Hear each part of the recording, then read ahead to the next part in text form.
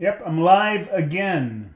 I just broadcast this show just about 20 minutes ago and found out that the mic was muted.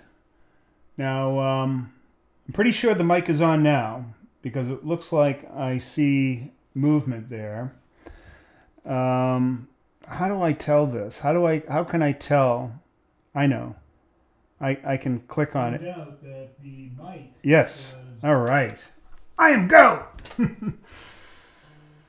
I don't know who muted my broadcast software there. That's kind of weird because I don't touch that. I don't touch that setting. But any event, I had to go through and I had to delete it on because it simultaneously broadcasts it on YouTube, on Facebook, on X, and on LinkedIn. It's easy to take care of everything but LinkedIn. LinkedIn, I couldn't figure out how to remove the original show. So if you know, let me know. Please put it down in the comments below. And if you find all this hilarious, then put that also in the comments below. But before we get started, I want to say that I'm not going to be here tomorrow morning live. However, I am going to have a premiere that I'll show you. I won't be here because I'll be at my son's wedding. Today is the rehearsal and the dinner. Tomorrow's the wedding, and all's good. So if you'd like to comment below and give my son your best wishes, I'm sure you'd appreciate that. All right, let's get on to the show. Today we're talking about crude oil, and there's been a dramatic drop in crude this time for real. I mean, we've been talking about this for the past few weeks. OPEC has announced that they're going to increase production, and that's sending prices way down. I expect that to continue to go down, and so the title of the show was FatTail Crude Entry. You might say, well, FatTail, what does that got to do with anything? When you get a significant drop like that and volatility is coming down significantly, the long options on that asset start getting super cheap, and so you would look at, for our FatTail protocol, which is kind of an insurance program where based on FatTail risks, this is a good time to put in those long-term way out of the money trades that you're looking to potentially get tail risk returns from. So for instance, if you put one of these trades on, you get it super cheap, and then oil, for whatever reason, spikes up, like there's a Mideast conflict, all of a sudden you have this bonanza in your account, and you're like, holy crap. So I wanted to point that out. Also, oil is actually, particularly crude oil futures, is particularly a great zero DTE trade. Crude oil and in particular has about twice the volatility that the SPX does. So from a zero DTE point of view, and they do have 5 expirations per week on crude oil, so you get this opportunity all the time. You have to keep in mind that the multiplying factor, or the big point value, is 1,000 compared to the SPX, which is 100. So be very careful when you're putting your pricing in there. You're not going to be putting on a 30 wide. It's going to be like a 30-cent wide trade, and so it's a different scale altogether. Just be careful of that. However, putting on crude oil as a zero DTE trade is fantastic. You just have to be careful that it has a little bit different dynamics about when the market starts closing. So anyways, I just wanted to point that out. Crude is a fantastic trade today, and potentially tomorrow as well. So but I won't be here tomorrow, so I have to tell you. There are a lot of things that our illustrious news will tell us are going on. Like Reuters told us that oil was going to go skyrocketing because OPEC was going to cut production, which we all knew was a bunch of crap. With just a little bit of investigatory work, you could see that they have their own narrative, and news is secondary, and it seems that way with most of the news media these days, talking about how everything's going to hell, when in fact I see something completely opposite. Inflation's coming down, energy prices are coming down, which is the precursor to virtually everything. You're going to see prices coming down across the board. The employment situation is getting better and stronger, yet the FOMC insists on no rate cuts. Why? That makes no sense. Inflation coming down, it's no longer a risk, right? So, yeah, I think the FOMC is in bed, or maybe they're secret partners or something with the media. So let's do what we're here to do, and that's to look at our 0 DTE trades today, and that means going to the charts. And so off to, oh, I'm sorry, Optimus. How you doing, buddy? He's got his sledgehammer. Off to the charts. And we're going to start out with the VIX. We'll get to this chart in a little bit. This is going to be very important, the volume profile, big picture volume profile. So let's go to the VIX. And we can see overnight the VIX has come down. Let's see. How much has the VIX come down, Ernie? The VIX is down. Wow. Looks like about 4%. That's my estimation. And it's dropping fast after our little tail risk event, our tariff event, and things are coming down very quickly. I expect that to continue. Probably we might even dip into zombie land at some point next week, but we'll see. As we're coming down like that, this is a perfect opportunity again for those FatTail protocol trades.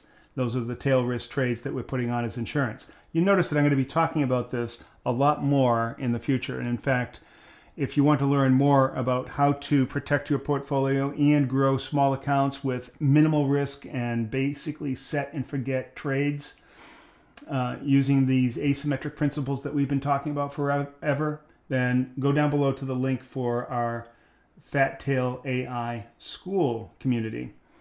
And you're going to see the complete strategy, fundamental courses, the playbook, everything, including an AI interaction master course. So if you're interested in learning how to become a master at AI prompt engineering and doing it truly from a masterful level, this is a super intense course.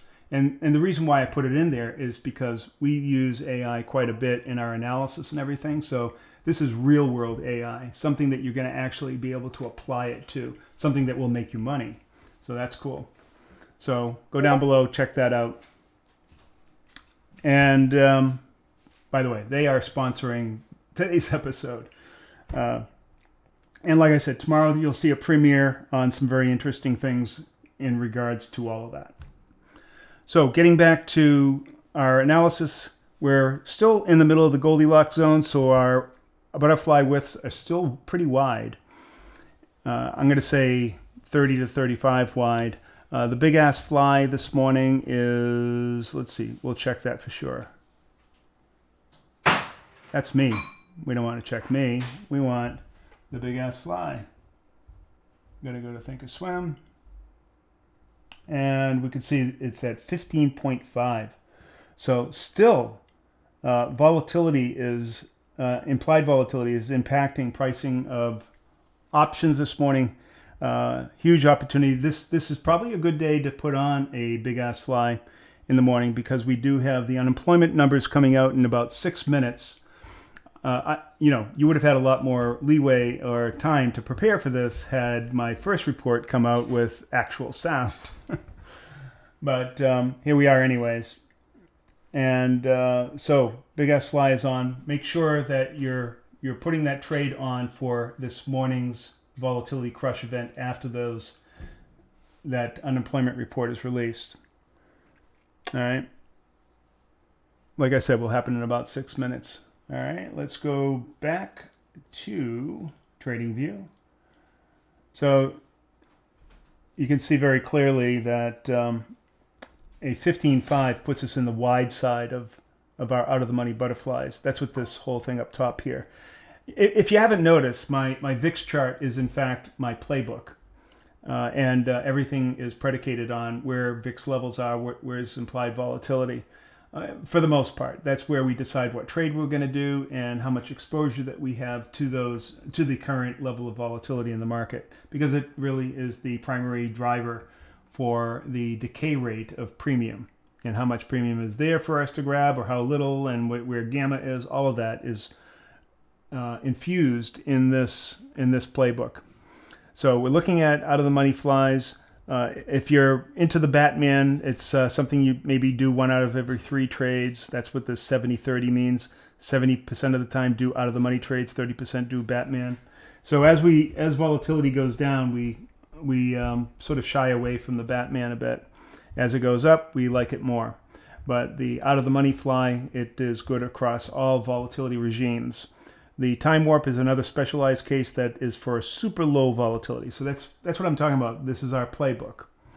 All right, and so we'll be getting into that more in future episodes.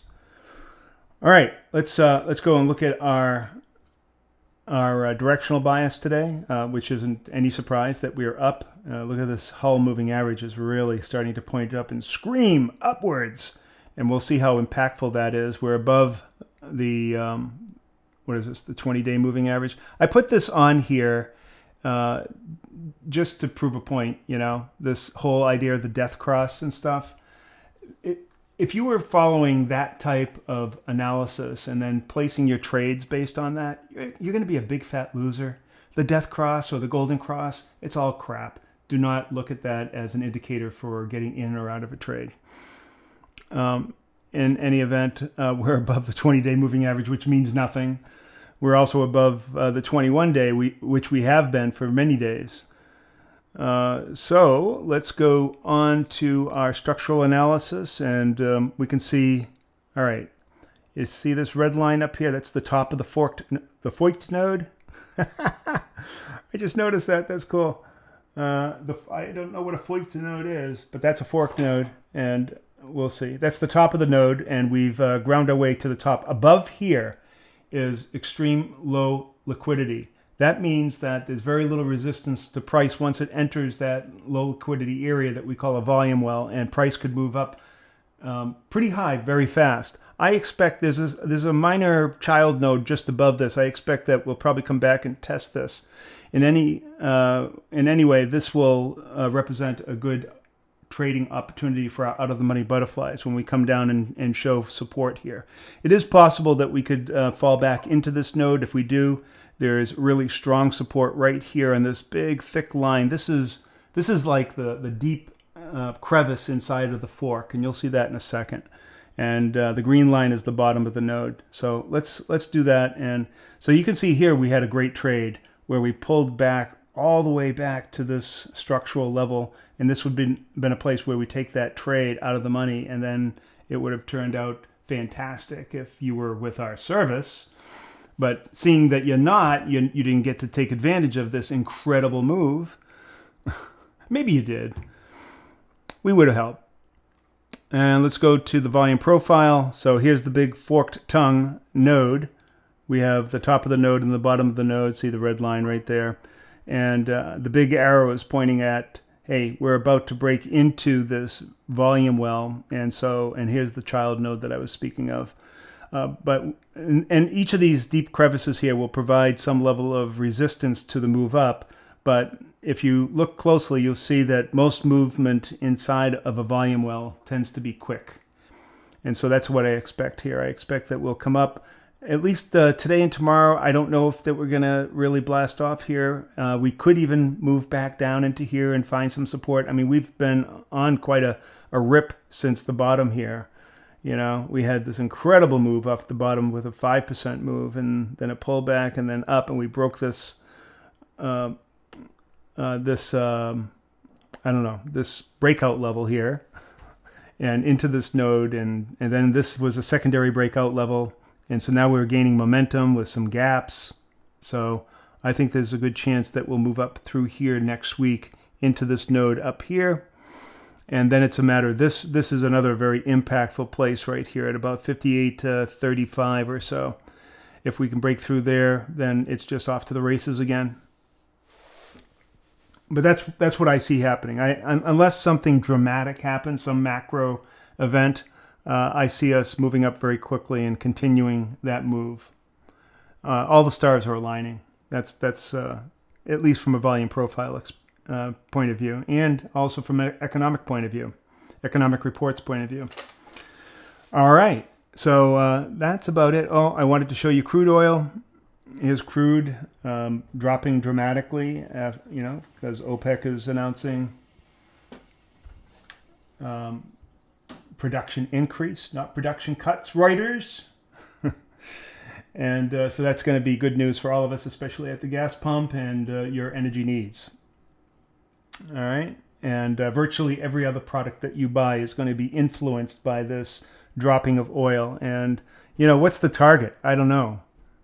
Could we find oil in the 40s? We haven't seen that for a while, huh? When's the last time we saw oil in the 40s? Let's find out. Let's go way back. Sherman in the Wayback Machine. Sherman and Peabody in the Wayback Machine. That would be... It looked like when we were coming out of the pandemic.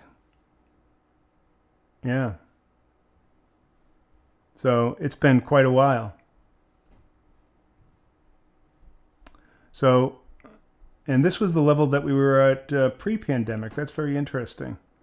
So does that mean that that's going to be our level and we hang out here, or are we going to drop further? Very interesting. I'm not saying one way or the other, but I do know that in the previous administration, oil was hanging out here for almost the entire time.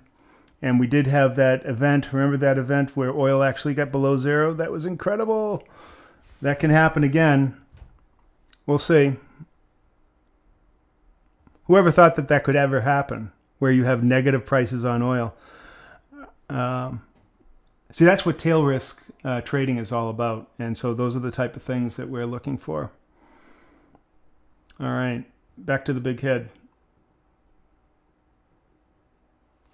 So, hopefully, you could hear everything that I said, and it looks like I can see some volume bars moving there. Let's check the Discord and see if everyone sees it saying, yeah, okay, I'm good. All right, like I said, tomorrow you're going to see a premiere instead of the live report. Make sure you tune into that. I think it will be very interesting. And then we won't see you live until Monday. And this weekend will be a very big weekend for the Varatimas family with my son getting married. It's going to be fantastic. Thank you all very much. Love you. Coach Ernie, out.